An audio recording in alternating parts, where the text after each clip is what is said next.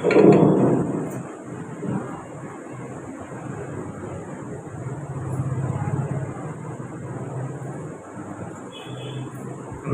प्रेम से श्री सद्गुरु महाराज की जय।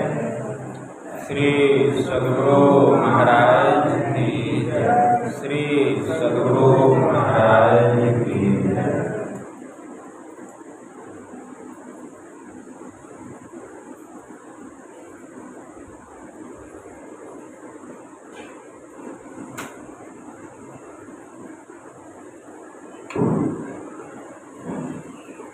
नमामि अमित ज्ञान रूपं कृपामयम्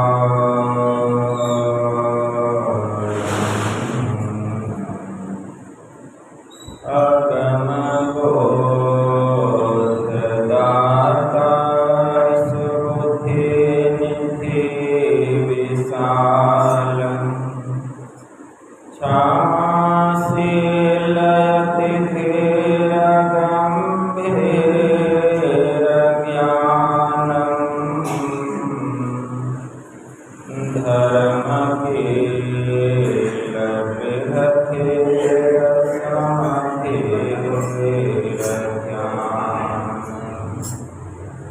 जगत त्राणकारे आधारे उदारम् भगत प्राणरूपं दयागुणपारम् नमो सद्गुरुज्ञानदाता सुस्वामी नमामि नमामि नमामि नमामि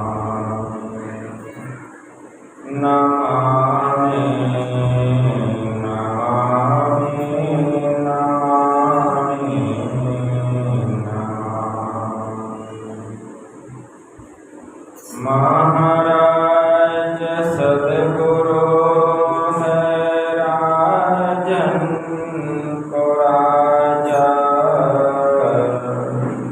है जिनकी कृपा से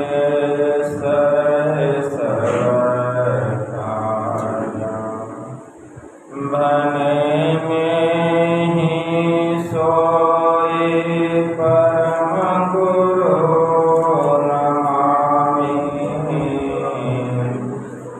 नमामि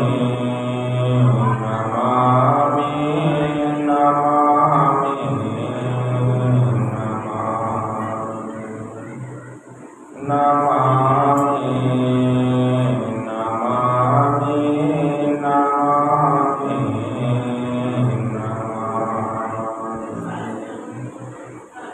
श्री सद्गुरु महाराज की जय।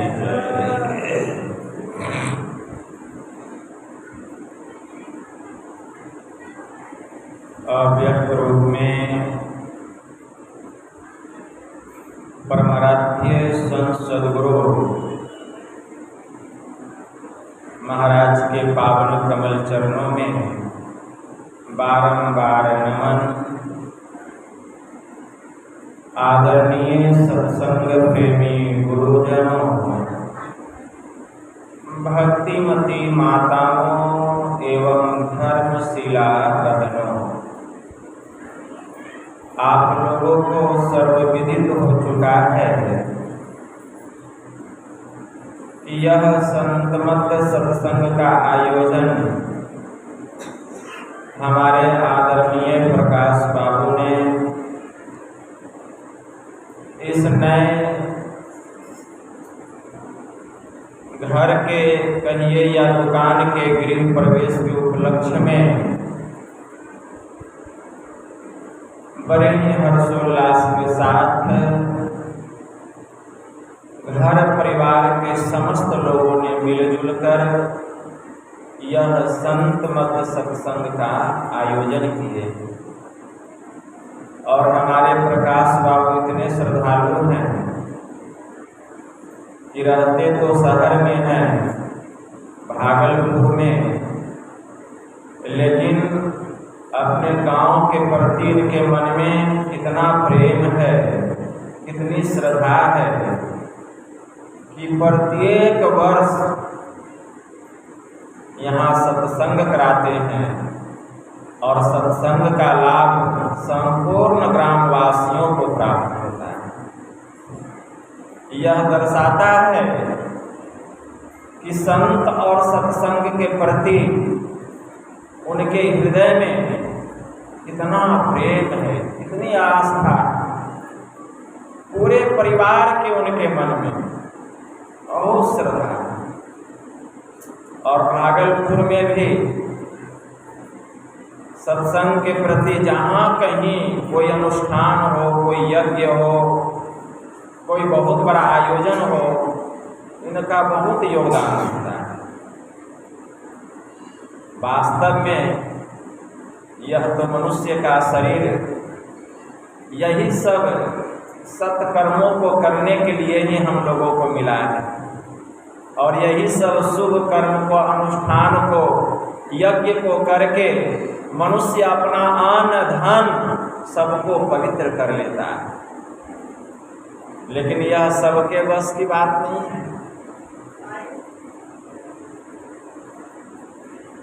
तो बड़े भाग्यशाली हैं हमारे प्रकाश बाबू, उनके संपूर्ण परिवार के लोग,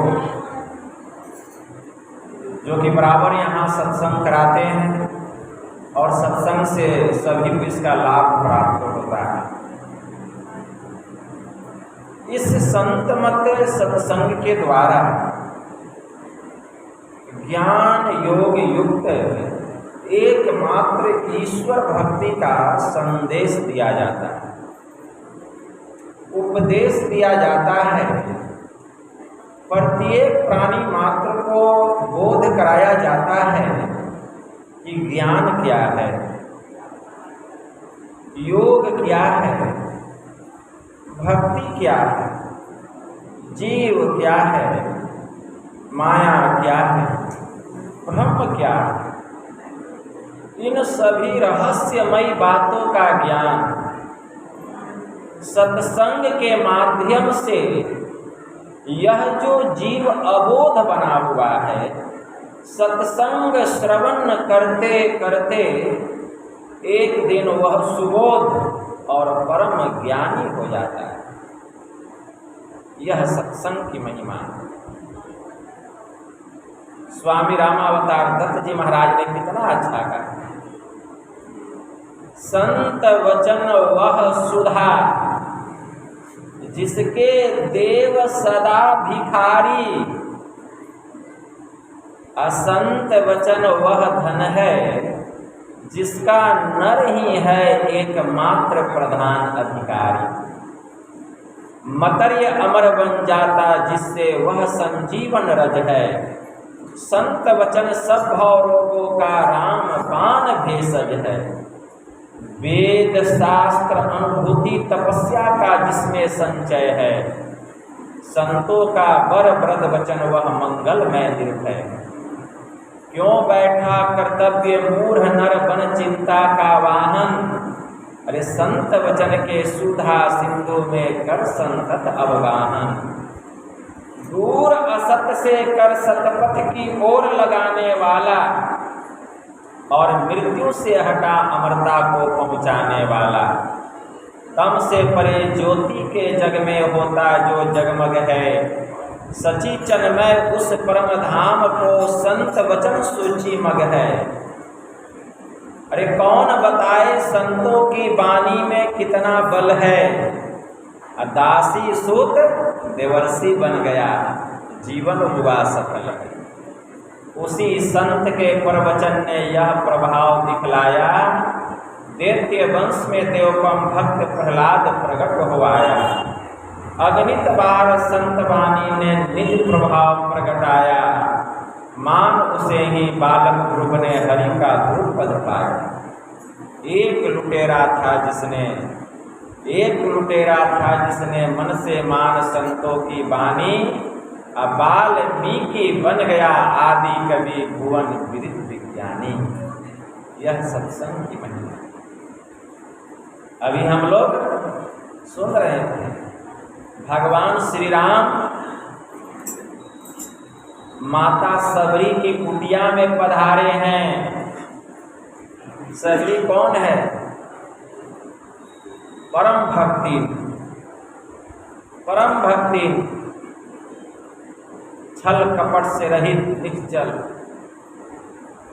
एकदम पाक साफ पवित्र।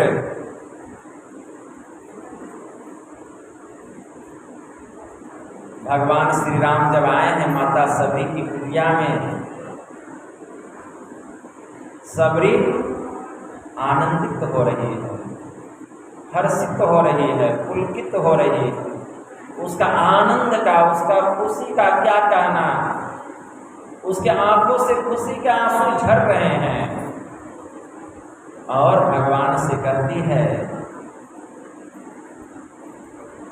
केहि विधिया स्तुति करऊं तुम्हारी, अधम जाति मैं जरमति हारी, अधमते अधमयति नारी, तिन्ह महमति मैं मंदय घारी। जब माता सबरी प्रभु के चरणों में अपने को इतना समर्पित कर देती है तो भगवान श्री राम क्या कहते हैं? कह रघुपति सुनो भामिनी बाता, अमानौ एक भगति करनाता, जाति पाति कुल धर्म बड़ाई, धन बल परिजन गुण चतुराई।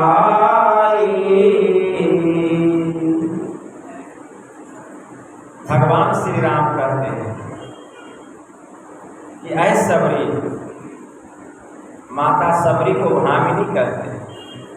कह रघुपति सुनो भामिनी बाता। आप भामिनी का अर्थ पढ़िएगा शब्दकोश में। दो अर्थ होता है भामिनी का। एक होता है क्रोध करने वाली स्त्री और दूसरा अर्थ होता है सुंदरी। लेकिन हम सभी लोग जानते हैं सबरी न तो सुंदर थी और न ही क्रोध करने वाली स्त्री थी। तो भगवान ने फिर माता सबरी को भामिनी क्यों कहा? क्योंकि माता सबरी सभी प्रकार के भक्ति में निपुण थी, कुशल थी, भक्ति में पारंगत थी। वह भक्ति के परम प्रकाष्ठा को प्राप्त कर चुकी थी, इसलिए भगवान की दृष्टि में वह सुंदर गई। क्योंकि प्रभु के पास सुंदरता अगर है तो रूप की नहीं, प्रभु के पास सुंदरता है तो रंग की नहीं, प्रभु के पास अगर सुंदरता है तो वह एकमात्र भक्ति की सुंदरता, भक्ति की सुंदरता। इसीलिए भगवान श्री राम ने माता सबरी को भामिनी कह करके संबोधित किया कि ऐ सुंदरी, मेरी बात सुन, मैं तो अपना नाता केवल भक्ति से रखता हूं। मानो एक भगति करना। कोई जाति में कितना ही ऊंचा क्यों न हो, कुल खानदान उसका खूब बड़ा धनवान हो, रूपवान हो, गुणवान हो, चतुर्वान हो, ऐश्वर्यवान हो, धर्म में रत रहने वाला बहुत बड़ा धर्मात्मा क्यों न हो, लेकिन अगर वह भक्ति से हीन हो तो वह मुझे उसी बादल के जैसा देखने में शोभाहीन लगता है जिस बादल में एक बूंद भी जल नहीं है, केवल देखने में चमक रहा है एकदम उजला आकाश में, लेकिन उसमें एक बूंद भी जल नहीं।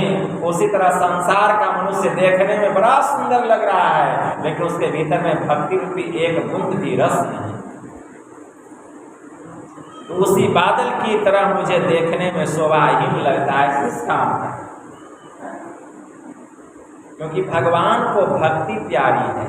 भगति हीन नर सोहै कैसा, बिनु जल बारिद देखिए जैसा।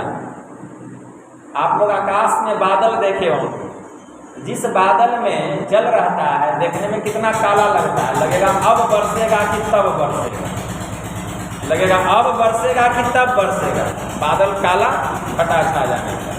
लेकिन जो बादल देखने में उजला लगता है, सफेद चकाचक, वो देखने में ही सुंदर है, लेकिन उस बादल में एक बूंद भी जल नहीं है, मतलब वो केवल देखने में सुंदर है, किसी काम का नहीं। उसी प्रकार संसार में भी कुछ मनुष्य नहीं, बहुत मनुष्य उसी तरह के होते हैं, केवल देखने में सुंदर हैं लेकिन किसी काम के नहीं, क्योंकि भक्ति रूपी रस उनके भीतर में नहीं। संत पलटू साहब की वाणी में आया, साहिब के दरबार में केवल भक्ति प्यार, केवल भक्ति प्यार, साहिब भक्ति में राजी, अतजा सकल पकवान लिया दासी सुत भाजी, जब तप नेम आचार करे बहु तेरा कोई, अखाए सबरी के बैर मुए सब ऋषि मुनि रोई। क्या युधिष्ठिर यज्ञ बटोरा सकल समाजा, अब मर्दा सबका मान बिनु स्वपज घंट न बाजा। पलटो ऊंची जाति का, अरे मत कोई करो अहंकार, साहिब के दरबार में केवल भक्ति प्यार। धर्मराज युधिष्ठिर थे, बहुत बड़ा यज्ञ कर रहे थे, बहुत बड़ा यज्ञ कर रहे थे।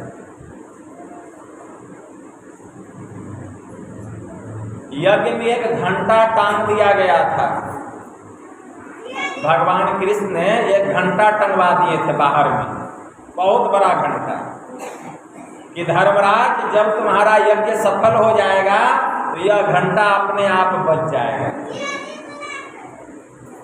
यज्ञ हुआ और सभी लोग भोजन भी किए, 88,000 ऋषि मुनि लोग आए हैं उस यज्ञ में, एक दो ऋषि मुनि नहीं, 88,000 ऋषि मुनि लोग आए, भोजन किए, भंडारा हुआ, भोजन करके चले गए, लेकिन घंटा नहीं बजा। धर्मराज युधिष्ठिर को चिंता हुई कि घंटा क्यों नहीं बजा, इसका मतलब हमारा यज्ञ सफल नहीं हुआ। भगवान कृष्ण से पूछते हैं, केशव तुमने तो कहा था कि तुम्हारा यज्ञ जब सफल हो जाएगा तो घंटा अपने आप बज जाएगा, यज्ञ तो हो गया, घंटा नहीं बजा, क्या हमारा यज्ञ सफल नहीं हुआ? भगवान महायोगेश्वर श्री कृष्ण कहते हैं, देखो धर्मराज युधिष्ठिर, घंटा इसलिए नहीं बजा क्योंकि अभी संत का भोजन नहीं हुआ। जब तक संत का भोजन नहीं होगा घंटा नहीं बजेगा, और जब तक घंटा नहीं बजेगा तुम्हारा यज्ञ सफल नहीं होगा। धर्मराज युधिष्ठिर चिंतित हो गए, सोच में पड़ गए, कहने लगे भगवान 88,000 साधु महात्मा आए, ऋषि मुनि आए, सब लोग भोजन करके चले गए, और आप कहते हैं संत का भोजन नहीं हुआ है, तो संत कौन है? क्या ये लोग संत नहीं थे? भगवान ने कहा धर्मराज अगर संत होते तो घंटा बज जाता। और आजकल सब लोग अपने आप को संत कहलाने लगे, अपने आप को सब संत कहलाने लगे।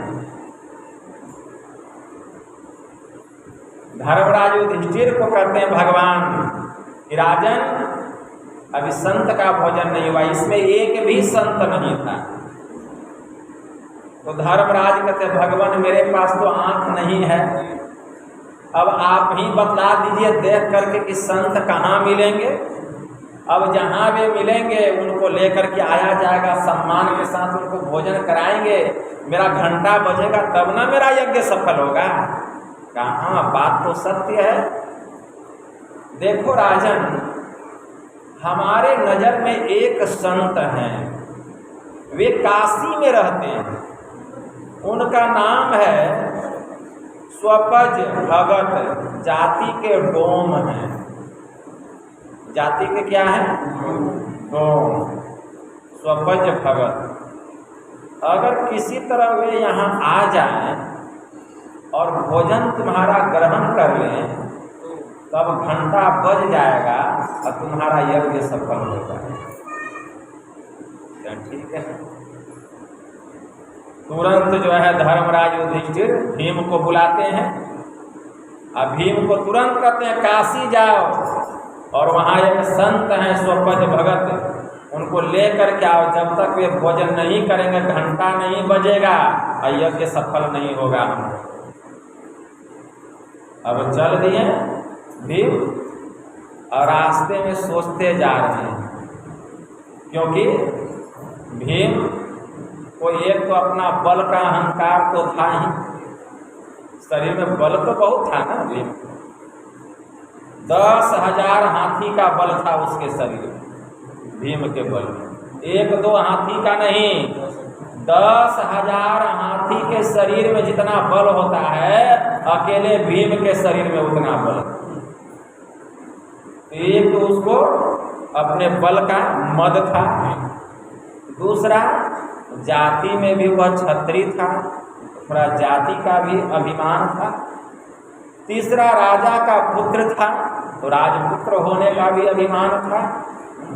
धन की तो कमी थी नहीं, तो धन का भी उसको मद था।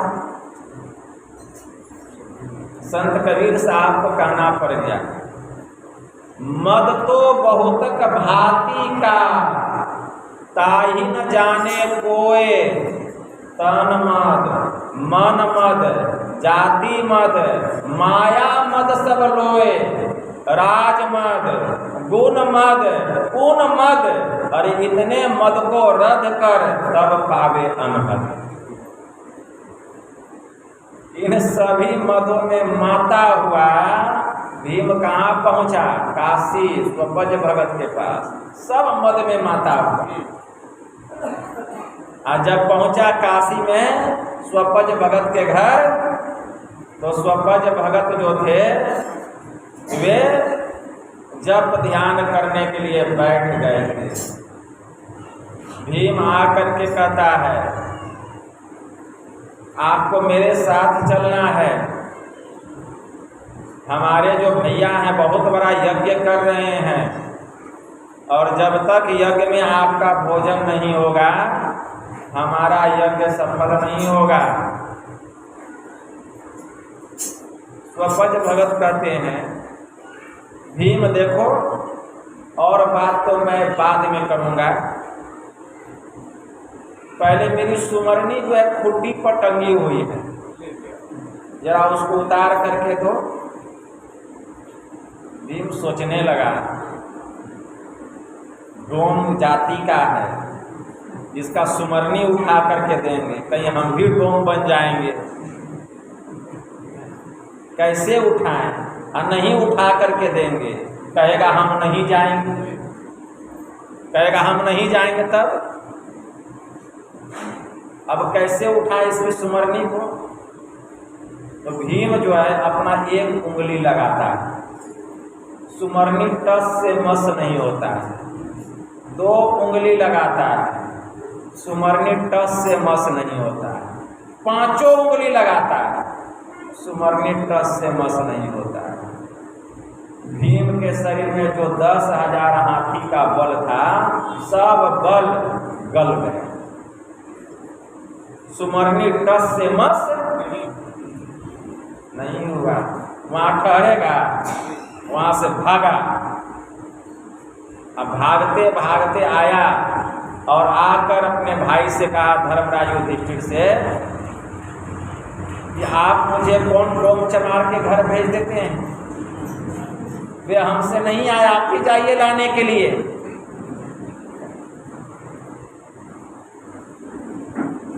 तब भगवान महायोगेश्वर श्री कृष्ण समझाते हैं धर्मराज युधिष्ठिर कि देखो धर्मराज, तुम्हारे जितने भाई हैं सब कुछ न कुछ मद में खुले हुए हैं। इसीलिए तुम अपने से जाओ और सम्मान से उनको लेकर के आओ, उनका भोजन कराओ। तो धर्मराज युधिष्ठिर स्वयं चले रथ लेकर के। इधर द्रौपदी को पता चला कि धर्मराज युधिष्ठिर जा रहे हैं संत को लाने के लिए। कोई बड़े उच्च कोटि के संत हैं, 56 प्रकार का व्यंजन बनाती है अपने से। 56 प्रकार का व्यंजन कि मैं अपने हाथों से 56 प्रकार का व्यंजन उन संत को खिलाऊंगी। और उधर जब जाते हैं धर्मराज युधिष्ठिर पहुंचे काशी, जा करके कहते हैं स्वपच भगत से, हे महात्मा आप कृपा करके हमारे यज्ञ में चलिए। जब तक आपका भोजन नहीं होगा मेरा यज्ञ जो है सफल नहीं होगा, इसीलिए आप मुझे कृतार्थ करने की कृपा करें। स्वपच भगत कहते हैं, देखो राजन, मैं राजा महाराजा के यहाँ का अन्न ग्रहण नहीं करता, क्योंकि राजा महाराजा का अन्न अपवित्र होता है, अशुद्ध होता है, और मैं अशुद्ध अन्न का भोजन ग्रहण नहीं करता, क्योंकि कई जगह से कर के रूप में आता है राजा के यहाँ और उसी का भोजन होता है, तो ऐसा भोजन मैं नहीं करता हूँ। धर्मराज युधिष्ठिर कहते हैं, यह महात्मा आपका कहना बिल्कुल सत्य है कि राजा महाराजा के यहाँ का अन्न बड़ा ही अपवित्र होता है, अशुद्ध होता है, लेकिन जब तक आप उस अपवित्र भोजन को ग्रहण नहीं करेंगे मेरा अन्न धन पवित्र कैसे होगा। वही तो मैं आपको कहने आया हूँ कि चलिए और आप मेरे अपवित्र भोजन को ग्रहण करके पवित्र कर दीजिए, शुद्ध कर दीजिए। यह सुन करके स्वपच भगत प्रसन्न हो गए और चलने के लिए तैयार हो गए। स्वपच भगत आए हैं वहां से, राजमहल में प्रवेश किए हैं। द्रौपदी 56 प्रकार का व्यंजन बनाई है, ला करके रख दी स्वपच भगत के पास। स्वपच भगत क्या करते हैं, 56 प्रकार का जो व्यंजन था सबको एक में मिला दिए थाली में। आज जैसे खिचड़ी नहीं होता है, एकदम खिचड़ी के जैसा मिला दिए, ठीक है ना। अब मिला करके सबको मथ करके उसी में एक गिलास भोजन मुंह में डाले। घंटा अपने आप एक बार बज गया। जैसे एक गिलास भोजन मुंह में लिए घंटा बज गया, जयकार हो गया। अब दूसरा गिलास सोचते हैं भोजन लेंगे। द्रौपदी छत पर से देख रही थी कितना परिश्रम करके 56 प्रकार का व्यंजन मैं इन महात्मा के लिए बनाई थी। एक एक करके एक एक व्यंजन को ग्रहण करेंगे तो स्वाद का पता चलेगा, लेकिन महात्मा जी सब चौपटे कर दिए, सबको मिला करके खिचड़ी बना दिए। स्वाद का क्या पता चलेगा। अरे संत जो होते हैं सुस्वादु नहीं होते हैं, वे स्वाद से रहित तो होते हैं, स्वाद से रहित होते हैं। संत स्वाद से रहित होते हैं। जैसे वह मन में सोच रही है कि सब चौपट कर दिए, एकाएक मन में ख्याल आ गया, अच्छा जाति के तो डोम हैं, जाति के क्या है, डोम है ना, तो डोम वाला स्वभाव गया नहीं है। डोम वाला स्वभाव जो है वह गया नहीं है। अब जो दूसरा ग्रास भोजन मुंह में लेते हैं स्वपच भगत नीचे रख मुंह में डाले ही नहीं। धर्मराज युधिष्ठिर कहते हैं, यह महात्मा भोजन ग्रहण कीजिए। कहते हैं, खबरदार राजन, अगर मैंने यह दूसरा ग्रास भोजन किया तो एक संत का भोजन नहीं, एक डोम जाति का भोजन होगा। अब तो धर्मराज युधिष्ठिर काटो तो खून नहीं, थरथर करने लगे। कहें यह महात्मा आपको किसने कहा डो? जाओ पूछो, महल के छत पे खड़ी है द्रौपदी, उससे पूछो जाकर। अरे मन की जाने सब गुरु कहाँ छुपावे द्वंद्व, अब गुरु को मानुष जानता सोनर कहिए अंध। द्रौपदी को पकड़ करके लाया गया। द्रौपदी तो थर थर कर रही है। पूछते हैं कि तुमने क्या मन में सोचा? कहा कि मैंने 56 प्रकार का व्यंजन बनाई थी कि एक एक व्यंजन ग्रहण करेंगे तो स्वाद मिलेगा और भोजन की प्रशंसा करेंगे, लेकिन सबको मिला करके खिचड़ी बना दिए। तो मेरे मन में ऐसा भाव आ गया कि जाति के डोम है, डोम वाला स्वभाव नहीं गया। क्षमा मांगती है द्रौपदी की, क्षमा कर दीजिए। कहेंगे ठीक है, क्षमा तो कर दिए, लेकिन कहें कि अब मैं भोजन नहीं ग्रहण करूंगा, लेकिन जाओ तुम्हारा यज्ञ सफल हो।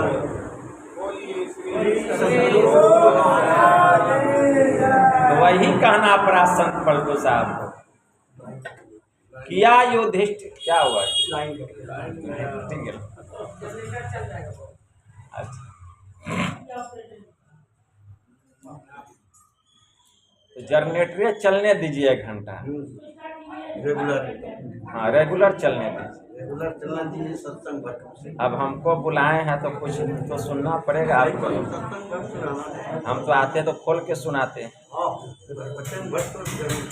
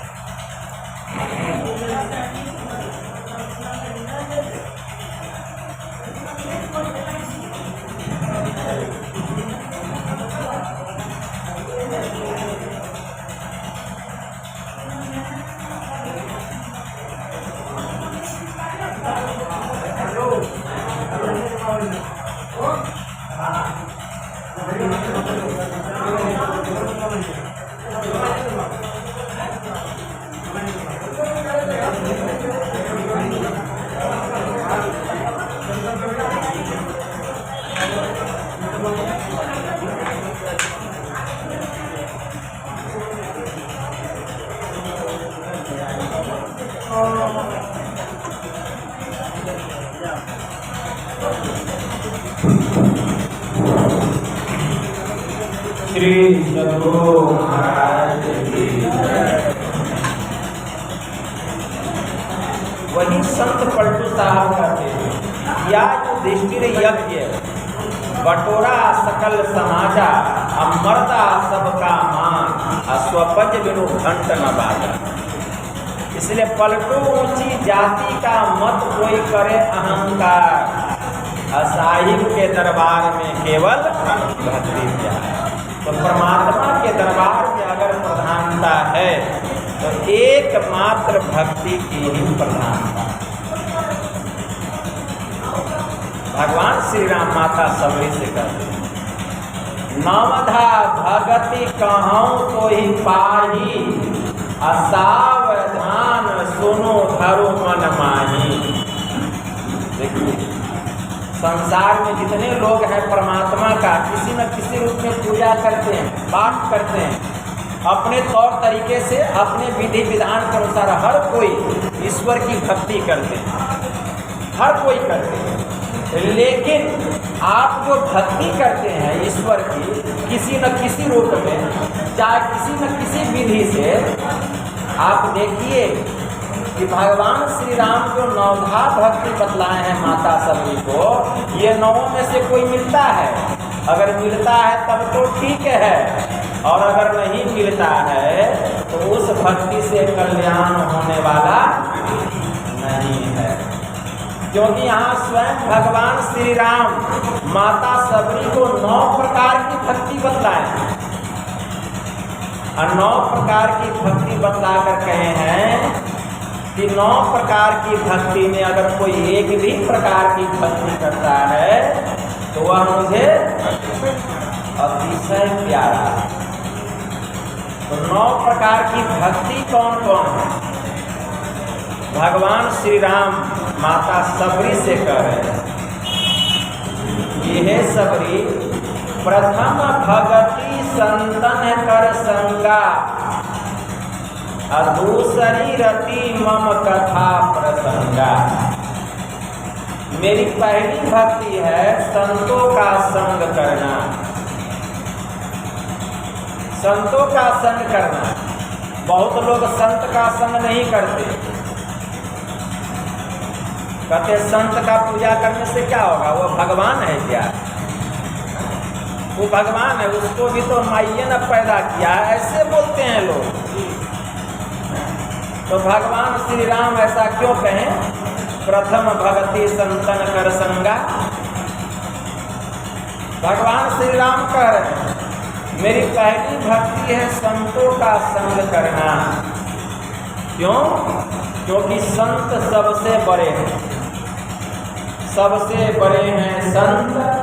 दूसरा नाम है अतीजे 10 अवतार जिन्हें प्रणाम है। ब्रह्मा विष्णु महेश सकल संसार है।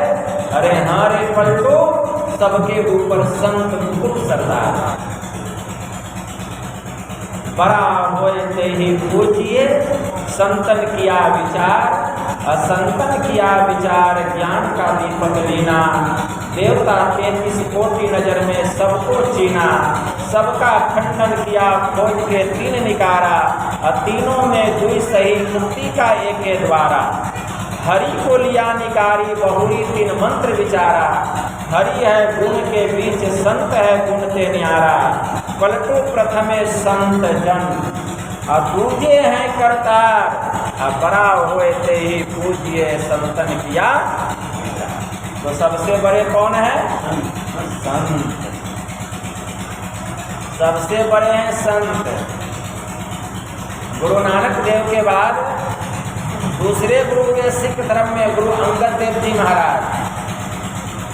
गुरु अंगद देव जी महाराज की पुत्री का विवाह हो गया अमरदास जी के भतीजे से। वह लड़की अपने ससुराल आई। एक दिन वह रसोई घर में खाना पका रही थी और साथ ही एक भजन गुनगुना रही थी। और अमरदास उस भजन को ध्यान से सुन रहे थे।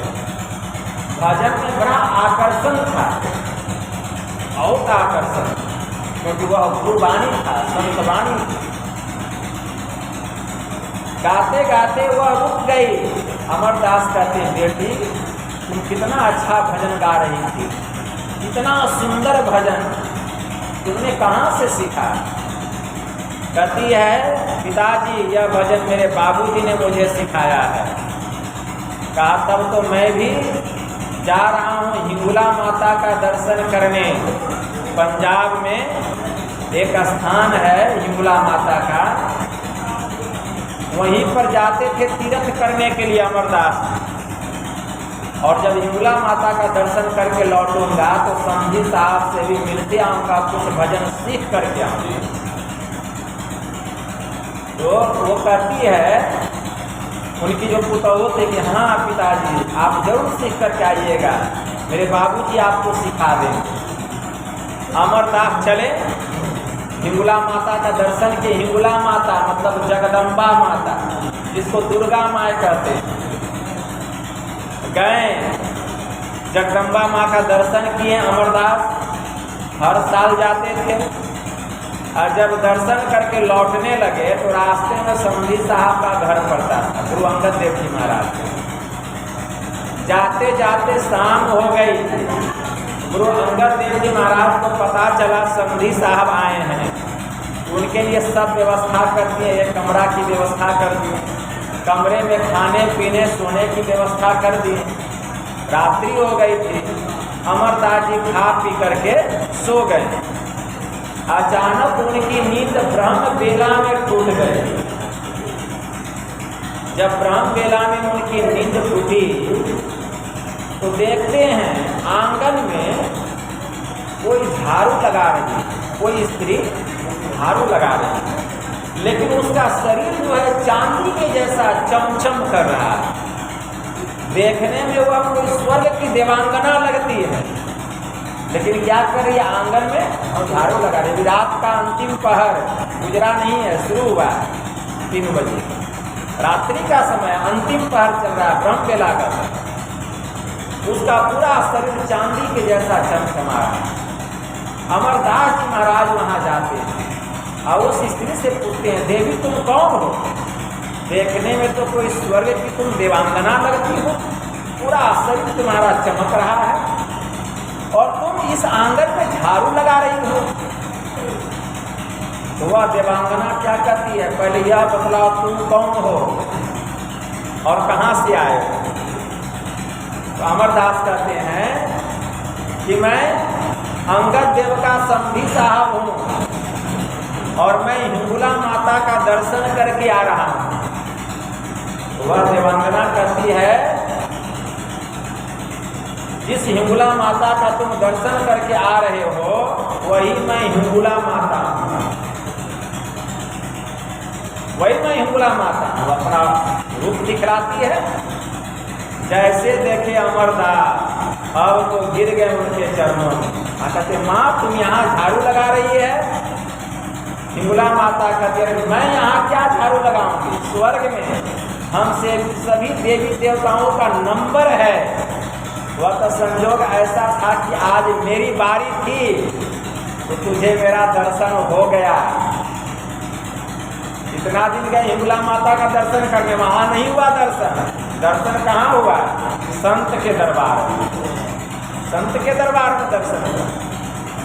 लक्ष्मी है संतन की दासी, रज करे कैलाश निवासी।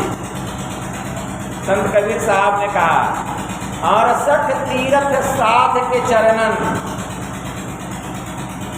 68 तीर्थ साध के चरणन, जिन भजिया तिन पाई, कहे कबीर साध की महिमा, हरि अपने मुख गाए। 68 तीर्थ साध के चरणन, कोटि गया और काशी, अंतर ध्यान नाम निज केरा, जिन भजिया तिन पाई, कहे कबीर साध की महिमा, हरि अपने मुख गाए। हिंगुला माता कहती है, अरे मूर्ख, जिसको तू अपना संधि कह रहा है, अंगद देव वे उच्च कोटि के संत हैं और हम लोग उनका दर्शन करने आती हूँ और उनके चरणों की धूलि को अपने मस्तक पर लगाती हूँ। अगर तुझे उनके चरणों की धूलि मिल जाए तो बेटा तेरा कल्याण हो जाए। इसीलिए जाओ उनके चरणों की धूलि प्राप्त कर। बड़े उच्च कोटि के संत हैं वे। इसीलिए संत पलटू साहब ने कहा सबसे बड़े हैं संत, ऐसे नहीं कहा। और स्वयं दुर्गा माँ कह रही है कि जाओ उनका दर्शन करो। इतना कह करके हिंगुला माता गायब हो गई। दौड़ते हुए आए हैं अपने समधी साहब के कमरे में। ब्रह्म बेला का समय था। गुरु अंगद देव जी महाराज बैठ कर ध्यान कर रहे हैं। पकड़ लेते हैं चरण। अंगद देव जी का ध्यान टूटा। कहते समधी साहब, यह आप क्या कर रहे हैं? आप लड़के वाले हैं, मैं लड़की वाला हूँ, आप मेरा चरण क्यों पकड़ रहे हैं? अरे होना तो ये चाहिए कि मुझे आपका चरण पकड़ना चाहिए, क्योंकि मैं लड़की वाला हूँ, आप लड़के वाले हैं। कहा नहीं, अब आज से आप मेरे समधी नहीं, अब आज से आप मेरे गुरु और मैं आपका। पहले नहीं जानता था, लेकिन अब आपके बारे में पता चल गया। यही बात तो स्वामी रामकृष्ण परमहंस के साथ भी हुआ। स्वामी रामकृष्ण परमहंस को काली माँ साक्षात दर्शन देती थी।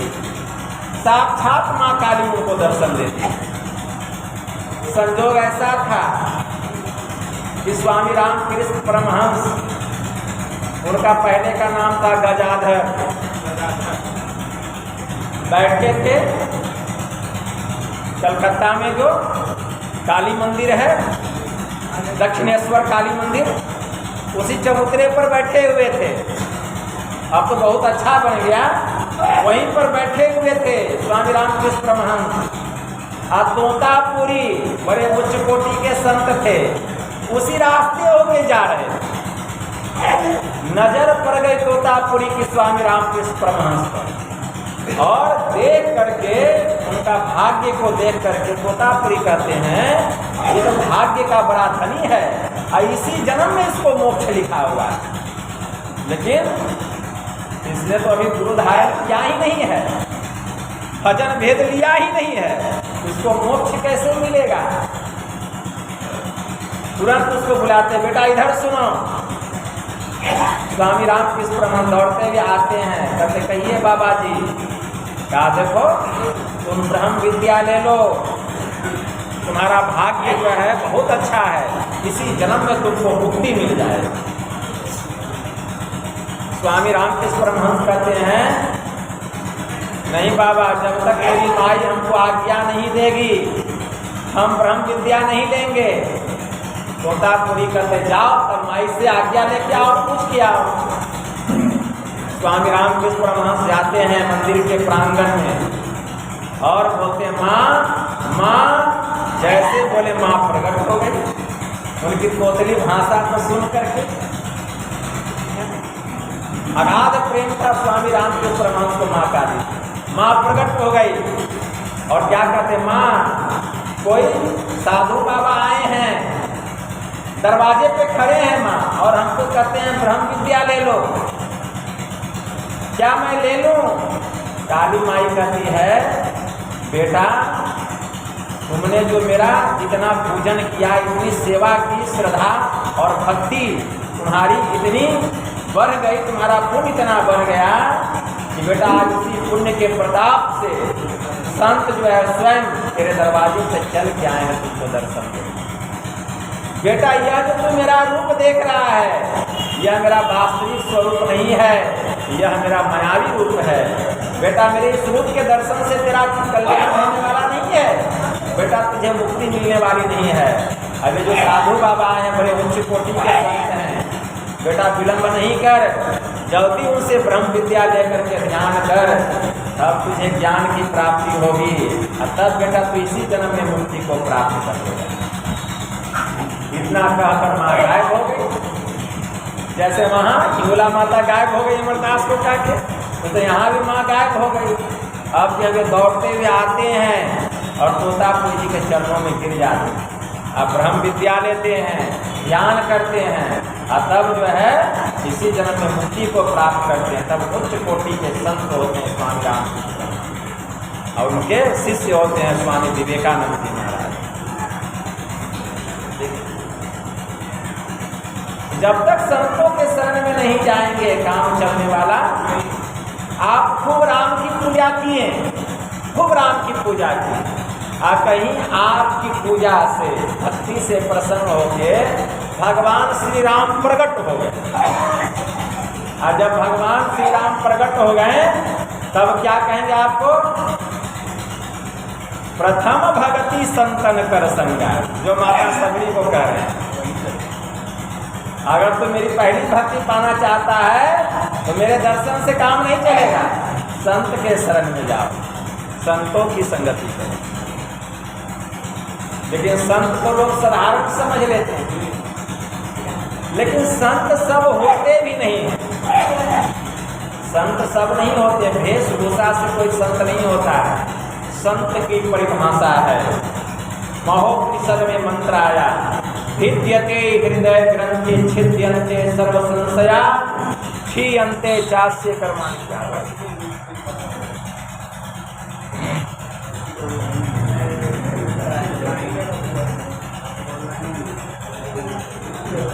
लाइन का क्या जरूरी है, छोड़ दीजिए, रहने दीजिए।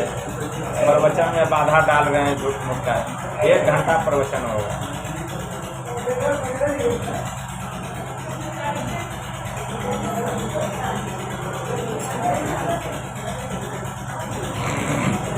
जनरेटर तो चलिए रहा देख रहे हैं।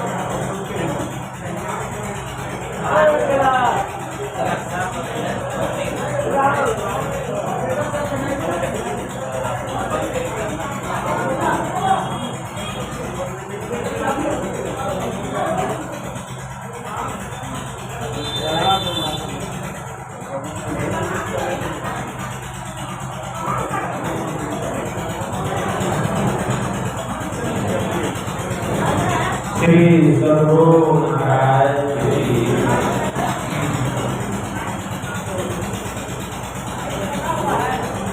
जब तक संतों के शरण में नहीं जाएंगे काम नहीं बढ़ेगा। लेकिन संत कहते किसको हैं ये भी जानना पड़ेगा कि संत कौन।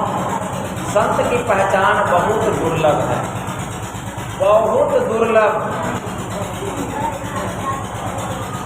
फूटी आंख विवेक की, असूझे न संत असंत, और जाते 7 10 20 है ताको नाम महंत। जिसके साथ 10 20 चेला हम देख लेते हैं, 10 20 रंगीन गाड़ियां देख लेते हैं, कहते बहुत बड़े संत, खाक संत। क्या संत की यही पहचान है? तब उदर समाता अन्न ले, तन ही समाता चीर, जीकर फारी कफनी करे ताका नाम फकीर। स्वामी गीतांजलि जी महाराज की वाणी में आया, देश कैसा भी हो अगर ऊंचा ख्याल है, दिन बाहर से दिखे भीतर से मालो माल है। कोई कहता भिक्षु है, कोई कहे कंगाल है, अरे गुदरी पहने वह तो गुदरी का लाल है। ऐसे होते हैं संत। अमित बोध अनिहिमित भोगी, असत्य सार कवि कोविद जोगी। संत जो होते हैं ज्ञान के भंडार होते हैं, मित भोगी होते हैं, इच्छा रहित होते हैं, थोड़े में ही संतुष्ट रहते हैं।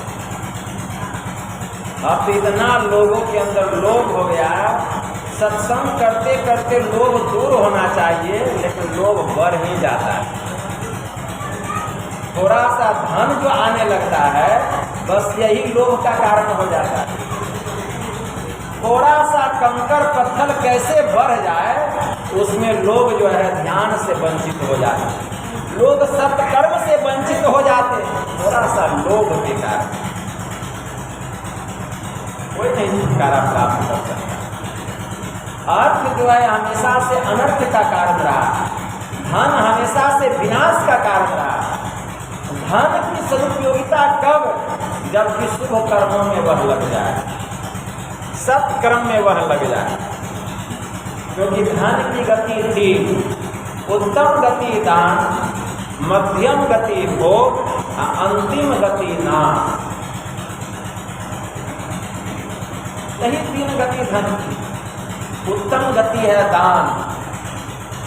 जो धन हम कमाते हैं या हमारे पास एन केन प्रकारेण जो भी धन आता है, उस धन को दान में लगाना चाहिए। मतलब शुभ कर्मों में, ध्यान में, सत्संग में, भंडारा में, गुरु की सेवा में लगानी चाहिए, तब वह धन पवित्र होता है। धन आया कहीं से भी, लेकिन अगर उसको हम धर्म में नहीं लगाएं तो वह धन पवित्र नहीं होता, वह अपवित्र ही कहलाता है।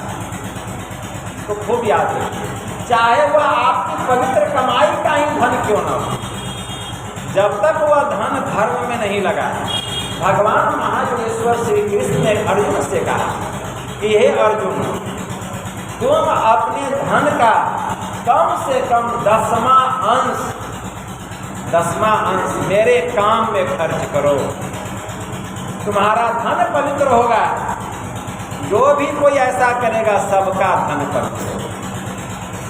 10वां अंश धर्म में लगाने के लिए। इससे क्या होगा? धन को हम धर्म में लगाएंगे तो धन के प्रति हमारे भीतर आसक्ति नहीं रहेगी, धन के प्रति लट्ठा नहीं रहेगा। धन अपार होगा लेकिन हमारे मन में वैराग्य रहेगा। है तो है, आपके अंदर अहंकार नहीं रहेगा, वाणी में कठोरता नहीं आएगी, मृदुलता बनी रहेगी। धन है, अपार है, क्योंकि आपका धन जो है वह धर्म में लग रहा है, वह धन की शुभ गति हो रही है। तब जो धन बचे उस धन का भोग कीजिए, और अगर भोग नहीं करेंगे तो उसका नाश हो जाएगा। तो धन जो है यह हमारे लिए सर्वस्व नहीं है, जरूरत है। धन जरूरत है, सर्वस्व नहीं। और परमात्मा जरूरत नहीं है, वह सर्वस्व है। ठीक है, वह सर्वस्व। इसीलिए गोस्वामी जी ने लिखा मानस में,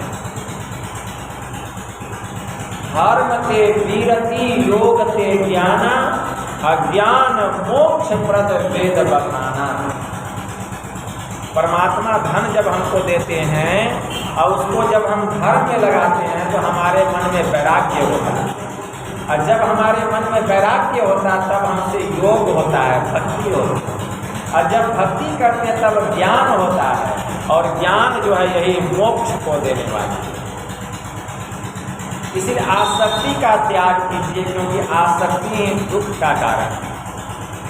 हमारे प्रमराध्य ने कहा, अनासक्त जग में रहो भाई, दमन करो इंद्रिय दुखदाई, काम क्रोध मद लोभ को त्यागो, और तृष्णा तजी गुरु भक्ति में पागो, मन कर सकल कपट अभिमाना, राग द्वेष अवगुण विधि नाना, रस रस तजो तब ही कल्याणा, परप्रिय झूठ नशा अरो हिंसा, चोरी लेकर 5 गरिंसा, सकल तजो यह तुमरो घाती, अभव बंधन कर जबर संघाती। यही तुम्हारा निज प्रभु रे भाई, इनकी भक्ति करो मन लाई, अब भक्ति भेद सतगुरु से पाई, और सतगुरु इन्ह में अंतर नाई।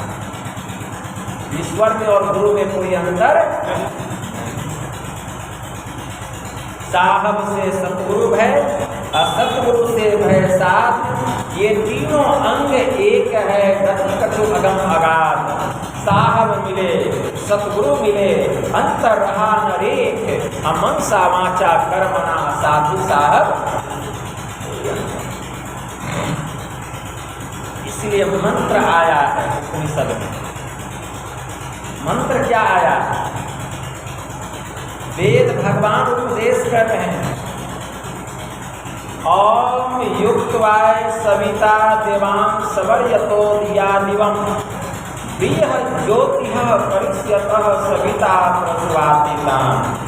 इस मंत्र के द्वारा वेद भगवान उपदेश करते हैं कि हे योगाभ्यास सीखने वाले मनुष्यों, सच्चे सद्गुरु के द्वारा योग का भेद जानकर तुम अपने भीतर की महान दिव्य ज्योतियाँ और दिव्य गुणयुक्त नाथ दोनों को प्राप्त करो, और वह संत सद्गुरु जिनसे इस योग का भेद जानना चाहिए, इसके लिए निमित्त ईश्वर से इस प्रकार की प्रार्थना करो कि हे जगत प्रसव करता ईश्वर, आप ऐसे विद्वानों को, ऐसे संत सद्गुरु को इस धराधाम पर भेजें जिनसे योग का भेद जानकर हम अपने भीतर की महान दिव्य ज्योतियाँ और दिव्य गुणयुक्त नाथ दोनों को प्राप्त करें और आप सुख स्वरूप परमात्मा को जानें।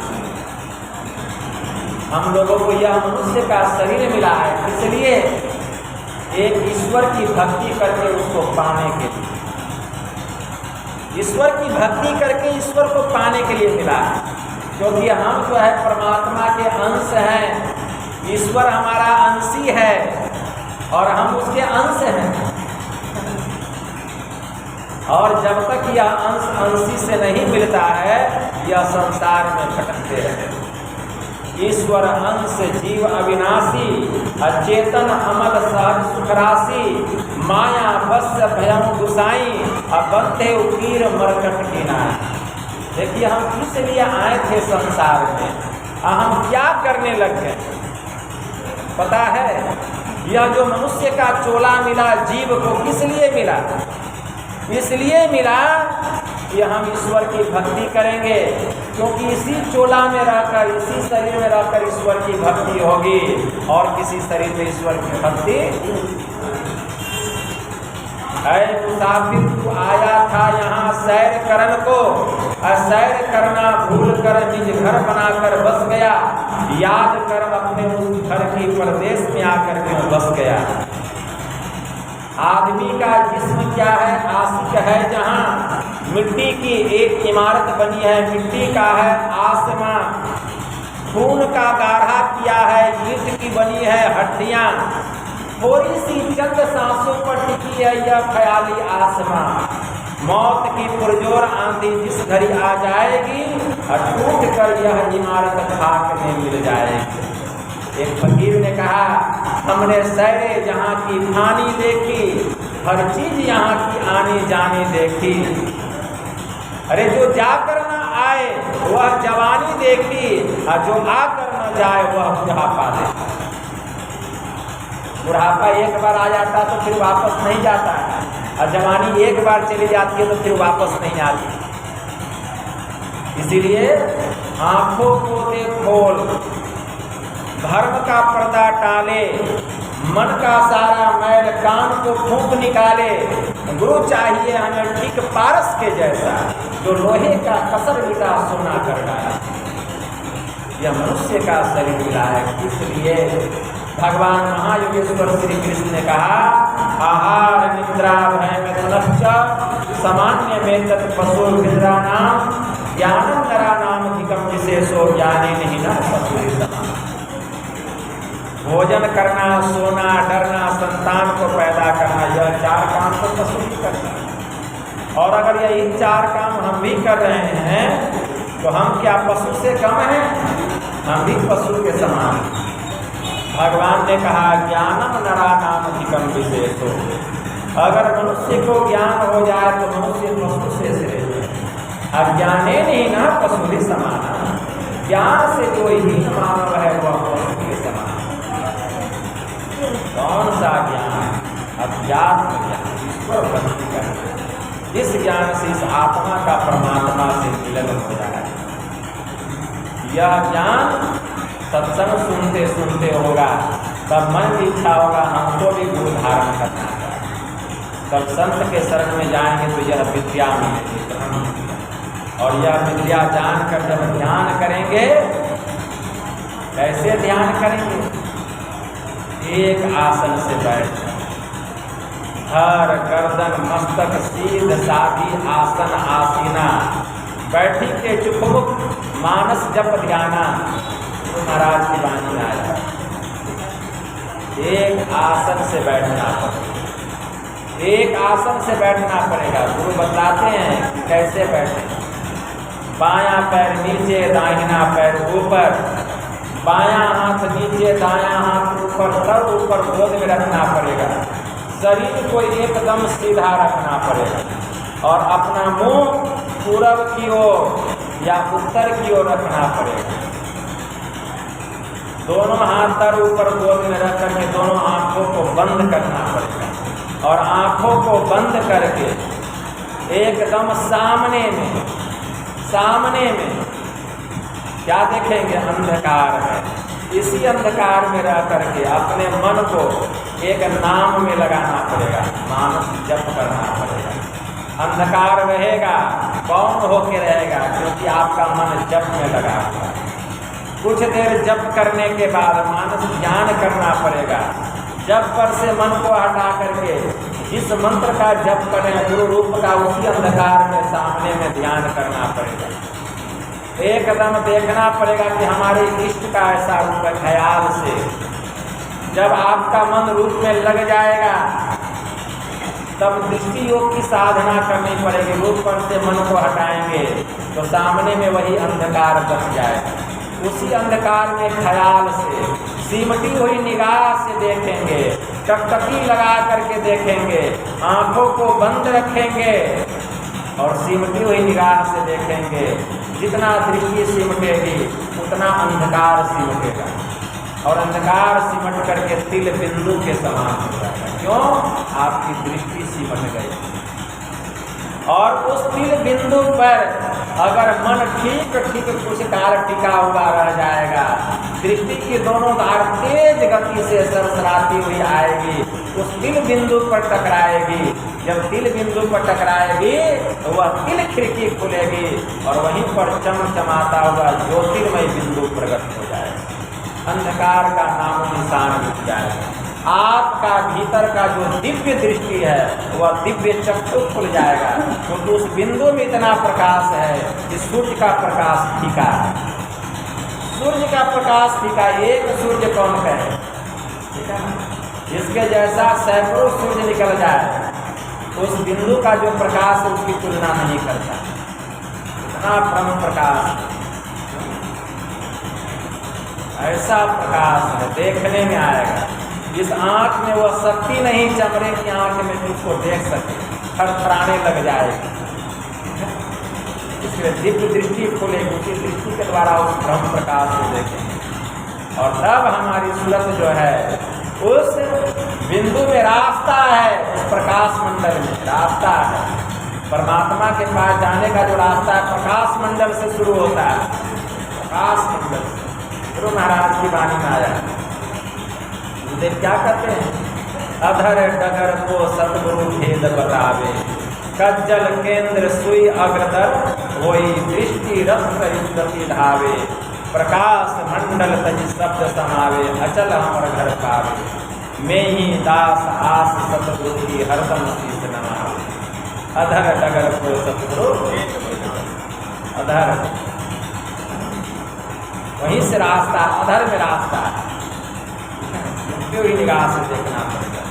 श्री जवाब दत्तोपनिषद में एक बड़ा अच्छा मंत्र आया, पर्वत अग्रे नदी तीरे बिल्व मूले बने अथवा मनोरमे सुचोदेशे मठम विश्वास समाहित, आरभ्य चासनम पाश्चात प्राण मुखो डंकुको अपिवा, समग्रीव शिरः कायः संप्रीताश्च सुनिश्चिरः, नासाग्रे सस्मृति बम्बे बिंदु मध्ये तुर्यतम स्रवंतम मृतम पश्ये नेत्रामृतम पिबेत, पश्ये नेत्रामृतम सुषमायितः। जवाला ऋषि कहते हैं पर्वत के आगे, नदी के किनारे या बेल पेड़ के नीचे या किसी वन में या किसी मनोरम स्थान में, पवित्र स्थान में, किसी मठ में, किसी एकांत स्थान में स्थिर होकर के बैठे। कैसे? आरभ्य चासन, आसन आरंभ करे, पाश्चात प्राण मुखो डंग मुखो अपीवा, अपने मुख को पूरब की ओर या उत्तर की ओर रखें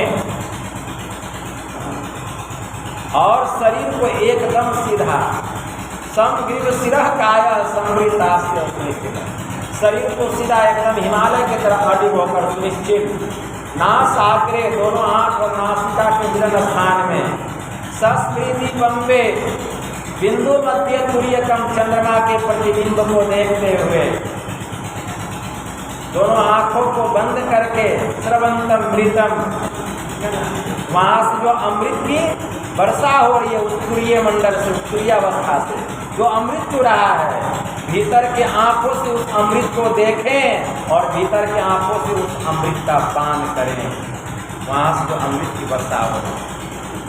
इस तरह वहाँ ध्यान लगाएंगे तो जो अमृत की धारा बह रही है उस अमृत का हम पान करें। इस तरह वहाँ ध्यान लगा, 5-10 मिनट ध्यान लगाने से काम नहीं बनेगा, घंटों ध्यान लगा करके बैठना पड़ेगा। और जब ध्यान में मन रमन करने लगेगा उठने की इच्छा नहीं करेगी, इतना आनंद आएगा कभी ध्यान लगा करके। इसी को भगवान कृष्ण ने कहा, सम आसन आसीना सम कायो यथा सुखम, हस्तावुत्सं आधाय स्वनासाग्र कीर्तेक्षण। यह उद्धव सुखपूर्वक सम आसन में बैठकर दृष्टि के दोनों धारों को नासिका के अग्रभाग में स्थिर करो, अग्रभाग में नासाग्र, वहाँ अगर मन को स्थिर करेंगे तो क्या होगा? भगवान ने कहा, मुहूर्तमपि यो गच्छे नासाग्रे मनसा सर्वं तरति पापानं तस्य जन्म शतार्जितम्। एक मुहूर्त के लिए, एक क्षण के लिए भी जो मन सहित नासाग्र में जाकर के ठहरता है या नासाग्र में मन को रोक करके रखता है तो सैकड़ों जन्मों का जो किया हुआ पाप है उस पाप से वह सदा के लिए मुक्त हो जाता है।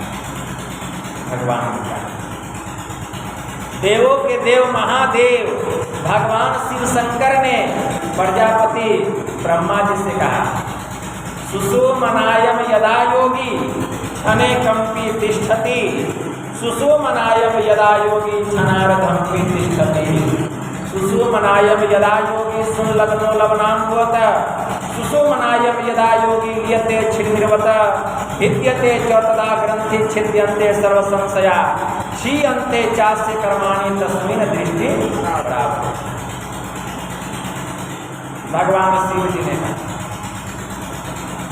कि हे ब्रह्मा जी, सुषुम्ना में जब जोगी एक क्षण भी ठहरता है, सुषुम्ना में जब जोगी आधा क्षण भी ठहरता है, सुषुम्ना में जब जोगी दूध और पानी के समान मिल जाता है, सुषुम्ना में जब जोगी नमक और पानी के समान घुल जाता है, उसकी हृदय ग्रंथि का भेदन होता है, स्थूल शरीर से जीवात्मा निकलती है चार अंतःकरण की इंद्रियां, मन, बुद्धि, चित्त और अहंकार के साथ, और उस सूक्ष्म मार्ग में प्रवेश करके ब्रह्म ज्योति और ब्रह्मनाद रूपी शब्द के धार को पकड़कर यह जीवात्मा सीधे परमात्मा के परम पद को प्राप्त कर दुखों से छुटकारा मिल जाता है। भगवान शिव जी यही कह रहे हैं, कितना भी बड़ा से बड़ा पाप क्यों न हो, ज्ञान करने से साफ हो जाता है। ब्रह्म हत्या सहस्राणि भ्रूण हत्या शतानि च एतानि ध्यान योगस्य दहत्य अग्निरिवेन्दनम। जैसे अग्नि जलावन ईंधन लकड़ी को जला करके राख कर देती है, वैसे यह ध्यान योग हजारों ब्रह्म हत्या और सैकड़ों भ्रूण हत्या जैसे पापों को जला करके राख कर देता है। पापों को नाश करने वाला ध्यान योग के अलावा कोई दूसरा उपाय नहीं। इसी से पाप नष्ट होगा और इसी से आप परमात्मा के परम पद को प्राप्त करेंगे। इसीलिए गुरु के शरण में जाएं, गुरु से सद्युक्ति जाने और गुरु से सद्युक्ति जान कर किस प्रकार की भक्ति करें, भक्ति करें। भगवान शिव जी माता पार्वती से कहते हैं कि हे देवी, न आसनम सिद्ध सदृशम न कुंभक सदृशम बलम न खेचरी समा मुद्रा न नाद सदृशो लय। यह स्थित सदा योगी ध्यानम कुर्यात् निरंतरम तदा प्रोति प्रतिमाम प्रति जापम अनर्थवत् यह करोति सदा ध्यानम। भगवान शिव कहते हैं कि हे देवी, भगवान शिव कहते न आसनम सिद्ध सदृशम, मतलब सिद्धासन के समान कोई दूसरा आसन नहीं, कुंभक के समान कोई बल नहीं, खेचरी के समान कोई मुद्रा नहीं, और नाद के समान मन को लय होने का दूसरा साधन। भगवान शिव ने मन को लय होने के लिए 1.25 लाख साधन बताए, जिसमें उन्होंने निदानुसंधान को श्रेष्ठ माना।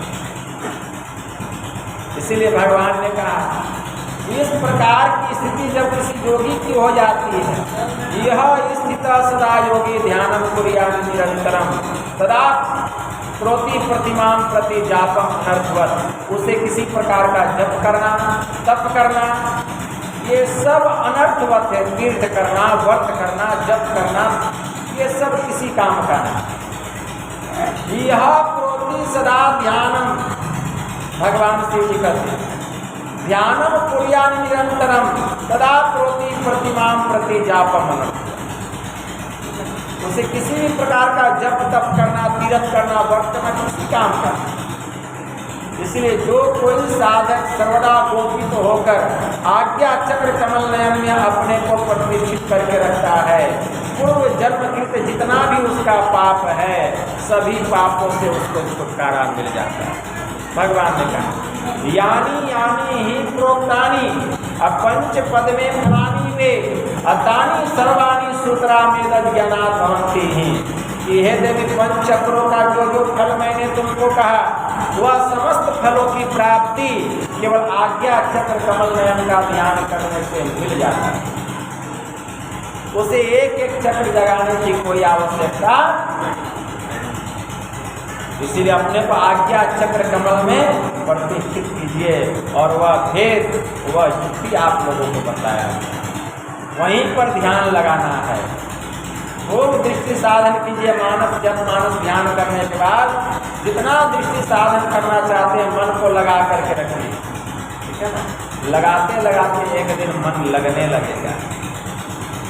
जो जहाँ का ख्याल हमेशा करता है ना, एक दिन उसको वहाँ जाना पड़ता है। आप जहाँ का ख्याल हमेशा कीजिएगा तो मन में होगा कि एक दिन वहाँ चलना चाहिए, ठीक है ना, बस वही बात। इसलिए हमेशा अपने ख्याल को वहाँ लगा कर। परम संत बाबा देवी साहब कहने की कृपा किए, साधु और संत वे कहलाते जो इस दुनिया में सीधी और सलामती रवि की चाल को अख्तियार करते हैं, जिसे चाहे बैठ कर करो या लेट कर करो।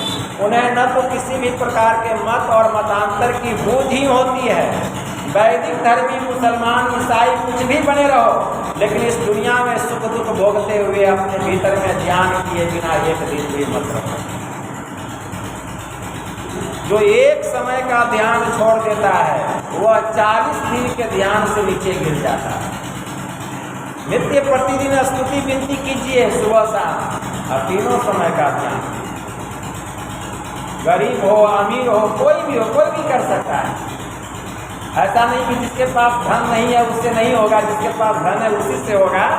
इसलिए तो भगवान ने कहा सुलभ सुखद मार्ग किया भाई, अब भक्ति मोरी पुराण सुनतिया। ये तो पुराणों में भक्ति का वर्णन है, लेकिन भेद या गुप्त पाना किसी ग्रंथ से है असंभव, समझ लो किसी संत। तो संत महापुरुष यह ज्ञान बतलाए हैं, यह काम कीजिए। यही काम करते करते एक दिन आप निर्वाण को प्राप्त कर लेंगे। यह मानव तन पाना आपका सार्थक हो जाएगा, सिद्ध हो जाएगा। जो अपने को प्रकाशित करता है, जो दिया बुझा हुआ है वो किसी को क्या जलाएगा? जला हुआ दिया ही बुझे हुए दीपक को जलाता है। इसलिए पहले अपने को प्रकाशित कीजिए। अपो दीपो भवः, है ना, अपना दीपक आप बनिए। जब आप अपने अंदर में दीपक जला लेंगे तब फिर किसी के अंदर में भी आप दीपक जला सकते हैं। जब आपके अंदर में ही दीपक नहीं जला हुआ है तो आप किसी के अंदर क्या दीपक जलाएंगे? इसीलिए पहले अपने भीतर में दीपक जलाइए। ओम हासो किम पर्सने नित्यम प्रज्वलिते संति अंधकारे ओनंदा दीपक न कभी असस्त। भगवान बुद्ध ने कहा हंसी कैसी, खुशी कैसी, यह सारा संसार कामनाओं की आग में जल रहा है। भिक्षुओं तुम अंधकार में पड़े हुए हो, अरे अपने भीतर के दीपक की खोज करो, अपने भीतर के दीपक की खोज करो, अपने भीतर में दीपक जलाओ। और हमारे परमराध्य ने भी कहा खोज करो अंतर मुजियारी, अदृष्टिवान कोई देखा है। गुरु भेदी का चरण सेव कर, भेद भक्त पा लेता है। निस्दिन सुरत अधर पर कर कर अंधकार फट जाता है।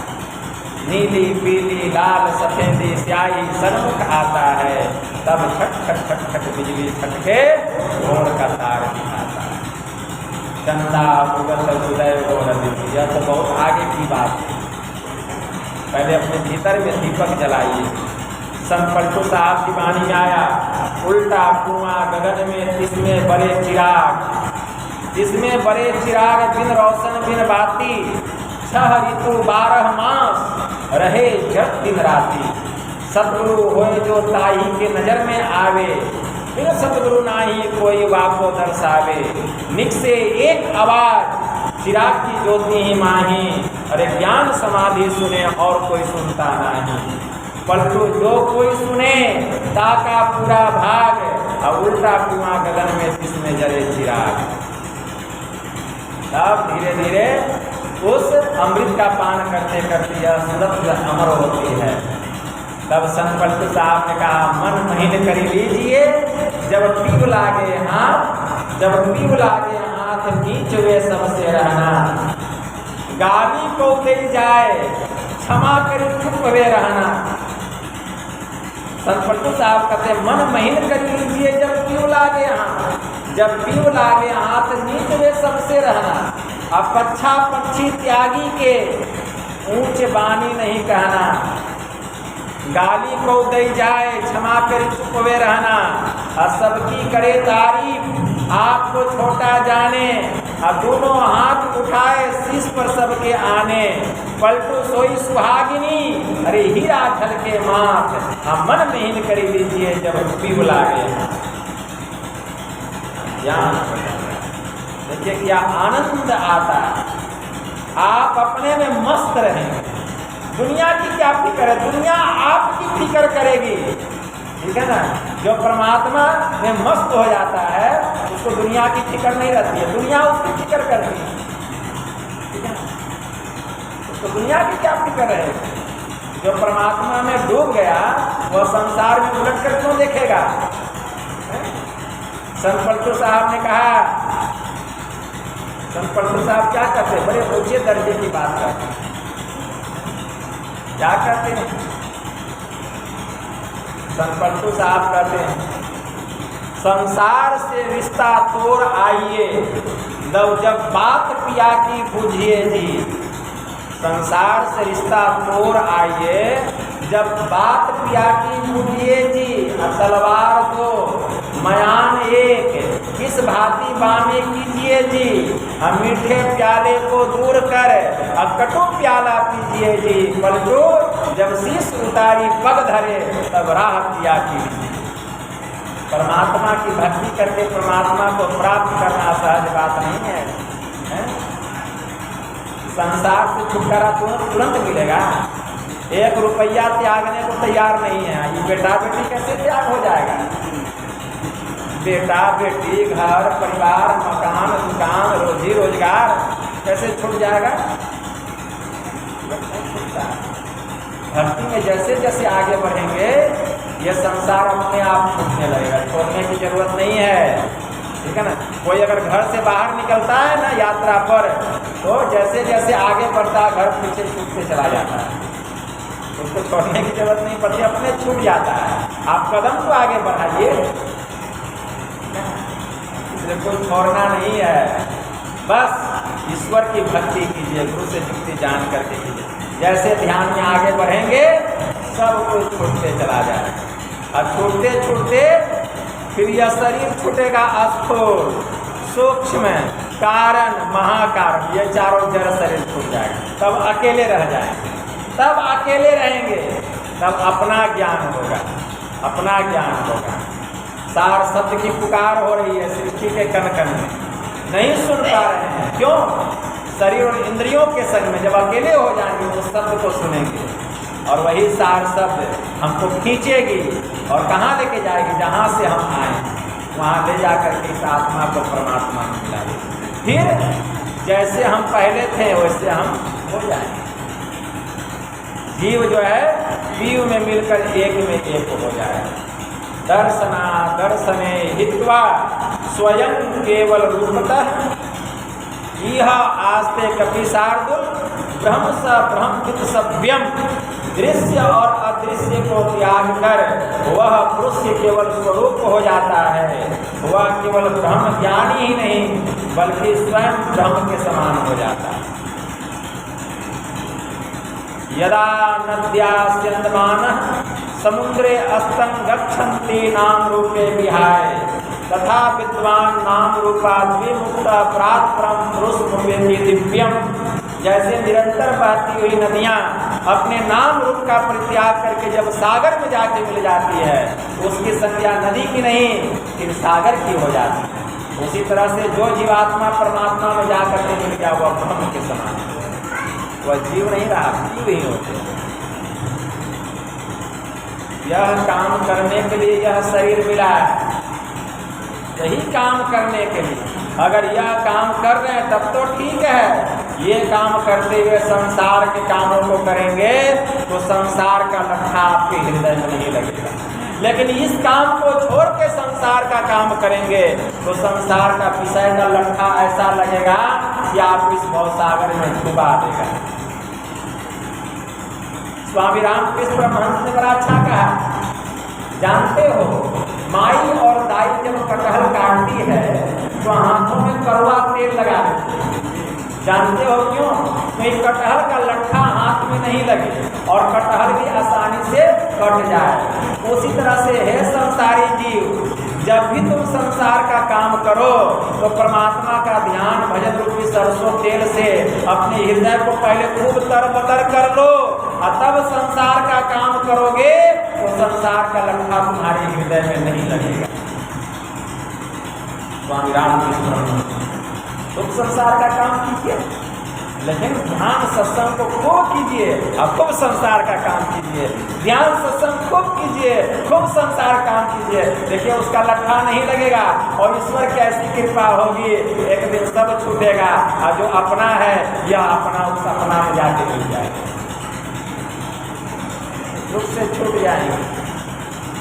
अभी तो उतार चढ़ाव होगा, कभी लगेगा संसार में अधिक डूब गए हैं, कभी ध्यान भजन करने लगेगा हाँ अब ध्यान भजन कर रहे हैं, कभी उधर छूटेगा लगता है विषय भोग में डूब गए हैं, फिर उधर छूटे। मतलब जो है तराजू का पलड़ा ऊपर नीचे होते रहेगा, डगमग करते रहेगा। एक समय ऐसा आएगा यह सूरत जो है सीधा शैलेशी अवस्था में, अकम्प अवस्था में साधन जब करेंगे योगी क्रिया के द्वारा तो परमार्थिक काम में लगेगी और परमात्मा में जाकर के मिल जाएगी। शैलेशी अवस्था करते करते यह काम कीजिए। इसी के लिए यह सत्संग है, इसी के लिए यह सत्संग है। तो हम तो अक्सर आप लोगों के दर्शन करने के लिए, आप लोगों का दर्शन करने के लिए आ ही जाते हैं, साल में एक बार या 6 महीना में एक बार हम तो प्रकाश बाबू लेते आते हैं और आप लोगों का दर्शन भी होता है। और जो ज्ञान की बात होती है वही आप लोगों के पास हम रखते हैं, ताकि यह ज्ञान का जब डंडा लगता है ना जीव को, तब इसको होश आता है, तब यह ज्ञान की ओर मुड़ता है। इसीलिए ज्ञान की बात सत्संग बाहरी इसलिए है कि आंतरिक रहस्य का पता चले, और सत्संग आंतरिक किस लिए है कि जीव ब्रह्म पार ब्रह्म कुल अनाम, ठीक है ना, इस पर से पर्दा हट जाए, इसका पता चल जाए। इसी के लिए सत्संग है। तो समय भी बहुत हो चुका, 1.5 घंटा प्रवचन हो गया, ठीक है ना। यही थोड़ा सा आप लोगों की सेवा में मैंने कहा, बस इतना ही कहकर मैं अपनी वाणी को यहीं विराम देता हूँ। बोलिए प्रेम से श्री सद्गुरु महाराज की जय।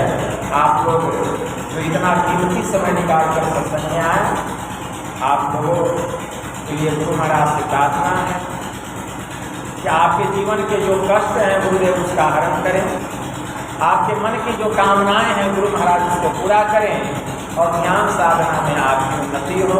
और हमारे जो आदरणीय प्रकाश बाबू हैं कितना भव्य सत्संग कराते हैं, मैं गुरु महाराज से उनके और उनके संपूर्ण परिवार के लिए प्रार्थना करता हूँ कि सबका स्वास्थ्य अनुकूल हो, इनकी आर्थिक रूप से उन्नति हो, ध्यान साधना में भी उन्नति हो, और जो भी काम इनका बिगड़ा हुआ है गुरु महाराज इसको बनाते रहें और हमेशा सत्संग इसी तरह होता रहे। बोलिए प्रेम से श्री सद्गुरु महाराज की जय। बोलिए प्रेम से श्री सद्गुरु महाराज की जय। अभी हम लोग सूर्य बाबा से बहुत भारत की